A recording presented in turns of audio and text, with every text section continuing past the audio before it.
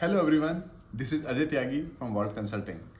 So many times we talk about communication and communication के अंदर जो एक बहुत important skill है जिसको हम कई बार overlook कर देते हैं या कई बार हम उसको ठीक से use नहीं कर पाते, that is called active listening. और या ऐसा बोलिए कि empathetic listening.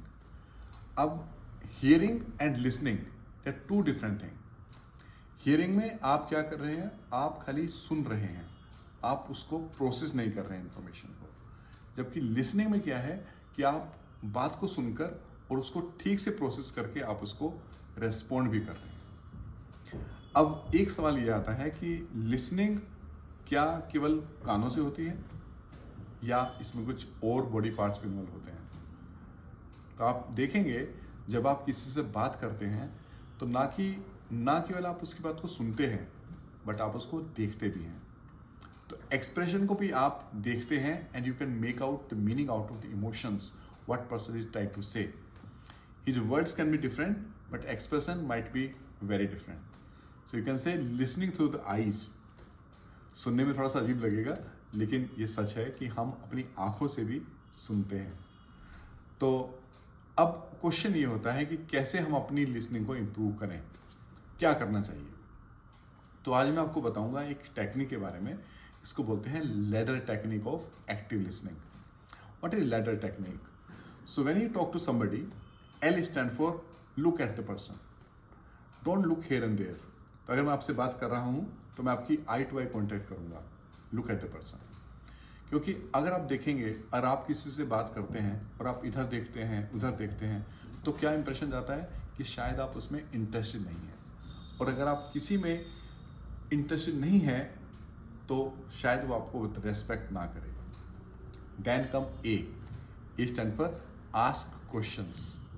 So when you are talking to somebody, if you are not clear, you ask question to clarify. Okay, when you ask question, it shows that you are involved and you are listening to the person. Then come D. D stand for do not interrupt. When somebody is talking, let him complete the sentence.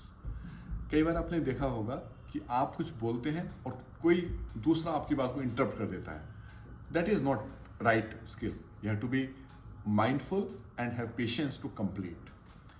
Then comes second D, stand for do not change the topic. जैसे हम बात कर रहे हैं, let's say अच्छा हम शाम को मूवी देखने जाते हैं, ओके हम क्या करेंगे, हम वहाँ पर जाएंगे, वहाँ पहुँचेंगे, अचानक से कोई बोलता है अरे तुमने रिपोर्ट भेजी क्या। That means you are not on the topic, you are changing the topic, do not change the topic. Then E stand for eagerness to listen. Show that eagerness that yes, you are involved, you are there, have empathy to the person.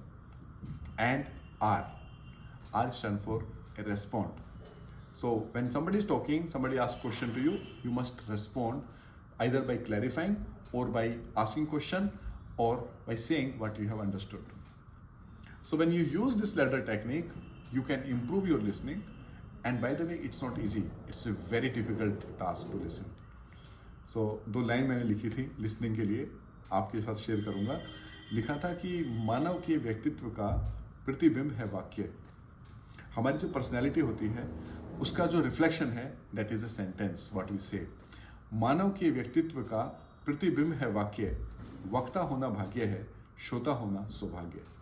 अगर आप अच्छे वक्ता हैं, अगर आप अच्छे orator हैं तो आप अच्छे भाग्यशाली हैं। लेकिन अगर आप अच्छा सुनते हैं दैट मीन्स आप बहुत ज़्यादा भाग्यशाली हैं।